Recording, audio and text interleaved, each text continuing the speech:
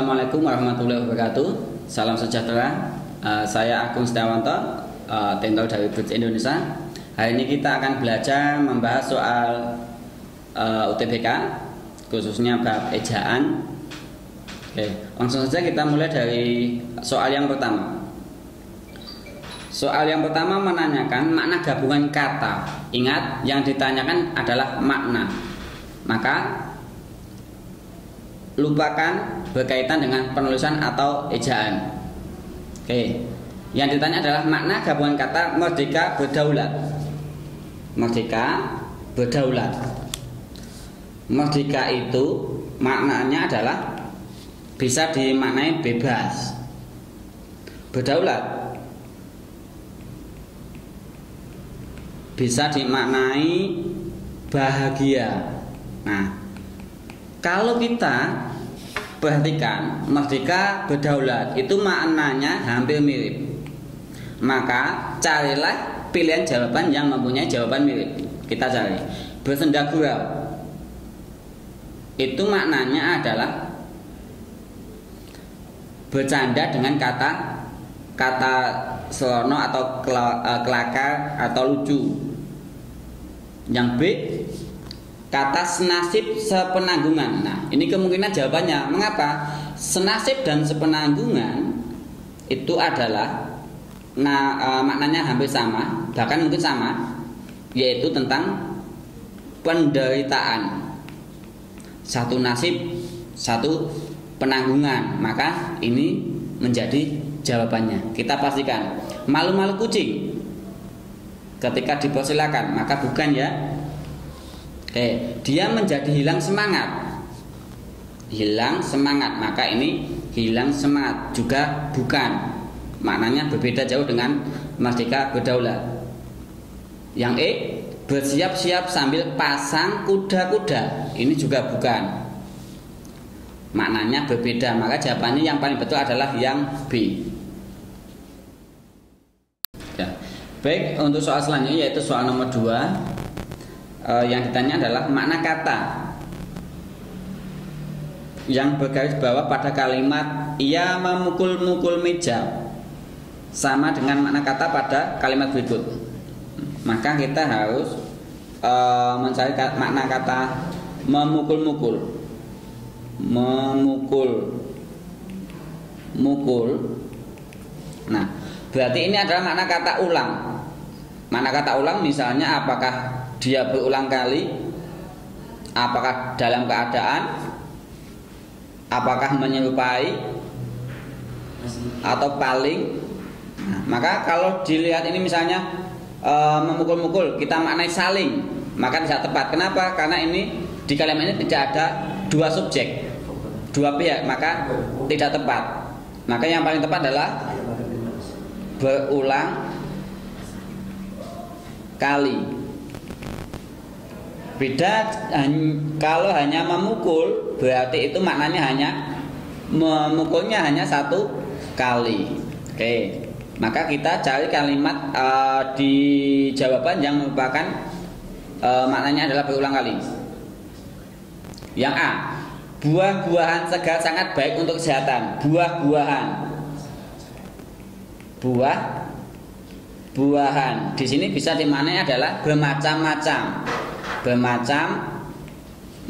buah, atau ada yang mengatakan istilahnya adalah banyak buah. Nah, ini sama maknanya, banyak buah, bermacam-macam buah itu maknanya sama. Maka A bukan. B, kedua pihak tarik menarik, maka ini adalah saling. Tarik menarik. Kata saling atau makna saling membutuhkan dua pihak. Maka ini juga bukan. Artinya tidak sama dengan pada soal. Yang C, mereka harus masuk berdua-dua. Ini menyatakan jumlah. Berdua-dua menyatakan jumlah. Berdua-dua. Nah, ini adalah menyatakan jumlah. Maka juga tidak tepat. Yang D, mereka hanya dapat menggeleng-gelengkan kepala. Nah, menggeleng-gelengkan kepala apakah berulang kali? Maka kalau konteks kalimat D, maka ini tepat. Artinya dia tidak hanya menggeleng saja, artinya tidak hanya melakukan satu kali gerakan, tetapi menggeleng-gelengkan kepala, artinya berulang kali, sama dengan memukul-mukul. Maka ini jawabannya. Kalau yang E, saksi pada pengadilan itu membawa-bawa. Jangan membawa-bawa nama saya tuh. Maka maknanya beda. Artinya ini sengaja membawa ini artinya sengaja. Maka E juga salah. Maka jawabannya adalah yang D. Oke, soal selanjutnya yaitu soal nomor 3. Yang ditanyakan adalah kata berimbuhan mekan yang memiliki kesamaan dalam pembentukan dan makna kata. Pembentukan dan makna kata dengan kata membersihkan pada kalimat.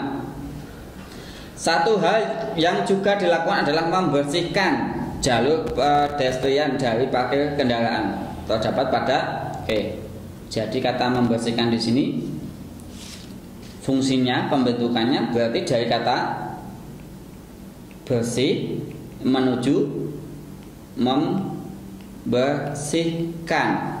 Ini dari pembentukannya dulu. Bersih itu adalah kata sifat. Kalau membersihkan berarti kata kerja. Maka kita cari yang sama. Kalau maknanya membersihkan maknanya adalah membuat jadi bersih. Oke, maka kita lihat A. Hewan vertebrata memiliki tali yang merupakan susunan tempat terkumpulnya saraf-saraf dan memiliki perpanjangan kumpulan saraf dari otak. Nah, ini yang kita temukan. Oke, kalau ada soal seperti ini, caranya sebenarnya kita tidak perlu membaca pernyataan semuanya. Kita harus cari yang sama-sama dalam bentuk mekan. Misalnya kalau dalam pilihan jawaban A adalah kata merupakan. Apakah merupakan berarti dari sini? Rupa menjadi merupakan. Apakah rupa termasuk kata sifat? Maka bukan. Maka bukan jawaban. Karena yang ditanya adalah pembentukannya dari kata sifat menuju kata kerja.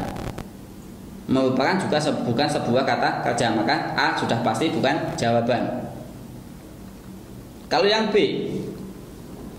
meragukan, mulai dari kata ragu menjadi meragukan. Nah, ini betul kata kerja.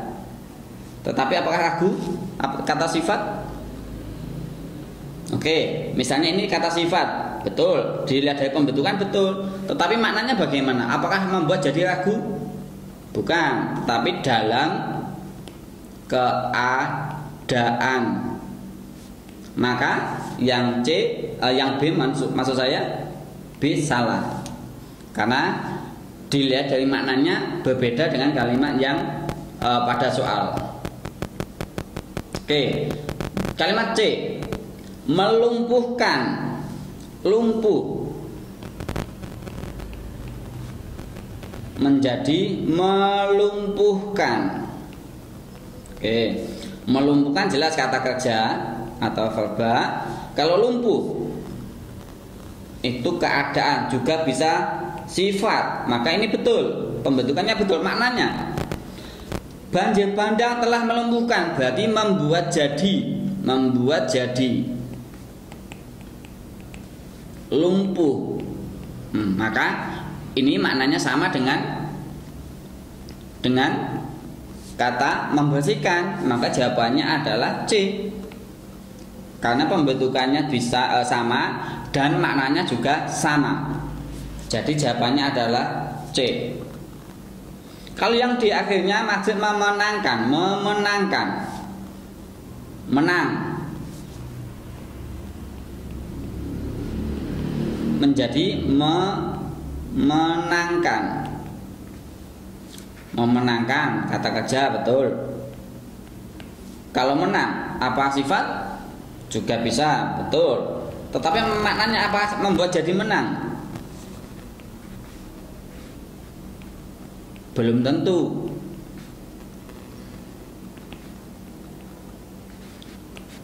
Maknanya yang lain bisa jadi ini adalah dalam keadaan. Kenapa membuat jadi salah? Karena apa? Maksud yang membuat jadi menang itu bukan makna membuat jadi ini tidak tepat ditempatkan pada kalimat di, maka yang lebih tepat adalah dalam keadaan, artinya sudah memenangkan, maka D tidak tepat, salah. Yang E, mendapatkan daya, dapat. Nah, dapat di sini menjadi mendapatkan. Ini betul kata kerja. Kalau dapat juga kata kerja, maka salah. Maka E juga salah. Oke. E salah. Maka jawabannya adalah yang C, yaitu melumpuhkan sama dengan membersihkan, membuat jadi lumpuh. Oke, selanjutnya soal nomor 4. Ini ada soal yang menanyakan ada teks, terus ada pertanyaan. Pertanyaannya menanyakan kalimat utama yang terdapat pada paragraf pertama. Ingat, yang ditanyakan adalah paragraf pertama. Yang ditanyakan juga adalah kalimat utama. Maka kita harus paham apa itu kalimat utama. Kalimat utama bisa dimaknai kalimat yang mewakili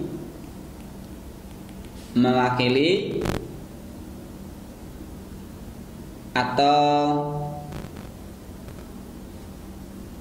mewakili sebuah teks atau paragraf. Nah, nanti ada kalimat utama, ada kalimat penjelas. Nah, maka kalau ini kalimat utama mewakili sebuah paragraf, maka kalimat penjelas adalah kalimat yang menjelaskan kalimat utama. Menjelaskan kalimat utama. Nanti saya gambar seperti ini. Nanti di sini ada kalimat utama, ada gagasan utama atau gagasan penjelas.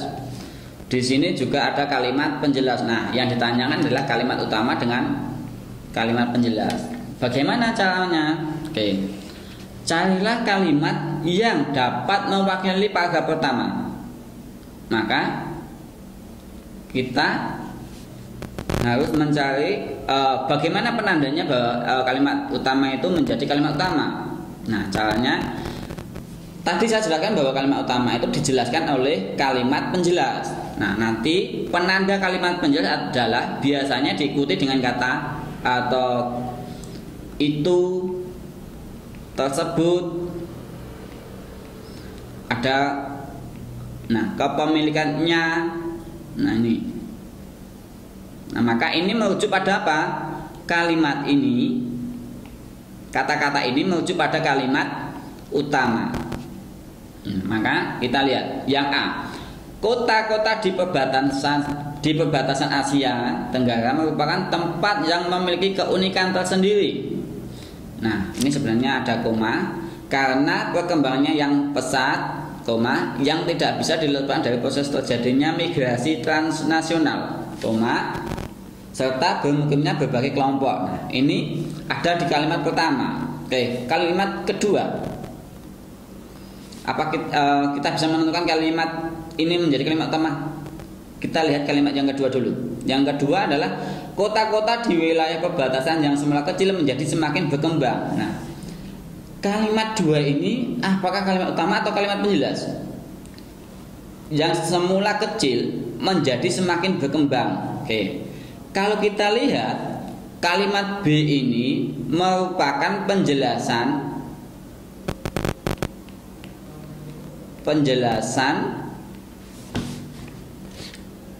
kalimat pertama. atau menjelaskan kalimat pertama, maka kalimat B bukan sebuah kalimat utama. Maka kalimat B ini adalah kalimat penjelas, karena ini hanya kalimat penjelas. Mengapa? Karena ini yang B ini semula kecil menjadi semakin berkembang, sedangkan di kalimat pertama tadi ada kata karena perkembangannya pesat. Nah, berarti kalimat ini menjelaskan kalimat satu, yaitu apa? Yaitu perkembangannya pesat. Perkembangan pesat. Oke. Kalau yang C, adapun sasarannya, ingat ada nya. Nah, ini. Maka ini juga termasuk kalimat penjelas. Kenapa? Karena adapun sasarannya itu menjelaskan kalimat sebelumnya. Maka ini bukan. B bukan, C bukan. Kalau yang D, pengetahuan mendalam mengenai migrasi nasional dan diaspora di kota-kota perbatasan. Oke. Pengetahuan mendalam. Nah, ini sama. Ini ada dalam kalimat C tadi, artinya ada termasuk kalimat penjelas juga. Maaf, ini kalimat penjelas. Maka D juga salah. Yang E, kota-kota di perbatasan Asia Tenggara merupakan tempat yang memiliki keunikan sendiri. Nah, ini antara A dan E, ini ada dua kemungkinan sama-sama. Kalau yang E, ini lebih tepatnya adalah gagasan utama. Kenapa? Karena gagasan utama itu sifatnya tersirat. Artinya tidak wajib sama dengan kalimat yang ada di teks. Tetapi kalau kalimat utama adalah tersurat, wajib ada dalam teks. Maka yang tepat kalimat E ini bukan menjadi kalimat utama, hanya berupa gagasan utama. Kenapa? Karena disampaikan lebih rinci tetapi intinya sama. Maka kalimat utama yang lebih tepat adalah yang A daripada yang E. Oke, selanjutnya kita akan membahas soal nomor 5. Yang ditanya adalah fungsi paragraf kedua dalam teks tersebut adalah fungsi. Nah, dikatakan di kalimat pertama, penelitian multi-years akan dilakukan di kota pada wilayah perbatasan Asia Tenggara. Akan dilakukan di kota wilayah perbatasan Asia Tenggara. Nah, ini kita harus paham cari kata-kata kunci, yaitu Thailand, Laos, Kamboja, Vietnam dengan pendekatan interdisipliner. Oke. Kita lihat yang pertama, memaparkan penelitian multi-years akan dilakukan di kota pada wilayah perbatasan Asia Tenggara. Ini betul ya, karena sama di kalimat pertama tadi. Ini paragraf 2, betul. Ini sesuai dengan kalimat pertama. Yang kedua, menggambarkan pergerakan transnasional yang sudah menjadi isu global. Ini tidak tepat. Mengapa? Karena di sini belakangan ini sudah menjadi isu global. Ini hanya menyampaikan informasi. Hanya menyampaikan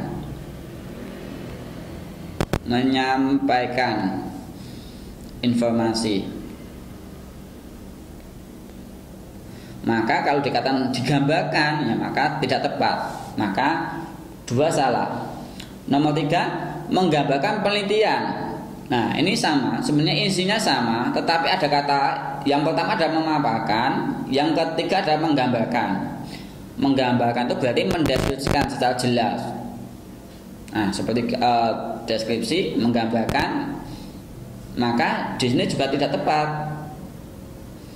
Nah, ini menggambarkan dengan kata menceritakan juga sebenarnya juga tidak tepat. Ini insinya sama, tetapi hanya menggambarkan dengan menceritakan. Nah, menggambarkan dengan menceritakan itu juga hampir sama kalau menceritakan berdasarkan urutan waktu, urutan peristiwa. Maka 3 dan 4 salah. Nah, ini antara 5 dan 1 memaparkan, sama-sama memaparkan penelitian. Nah, ini jebakannya. Pengecohnya di 5, sama-sama memaparkan penelitian multi-yes. Nah, yang pertama ini akan dilakukan, sedangkan yang nomor 5 adalah di atau pada wilayah perbatasan Asia Tenggara. Kita lihat kuncinya di teks, yaitu akan dilakukan. Maka 5 salah, kesalahannya adalah di sini. Jadi ini penelitian ini akan dilakukan, bukan pada wilayah, atau belum dilakukan di wilayah ini, hanya masih berupa akan. Maka jawabannya adalah yang A.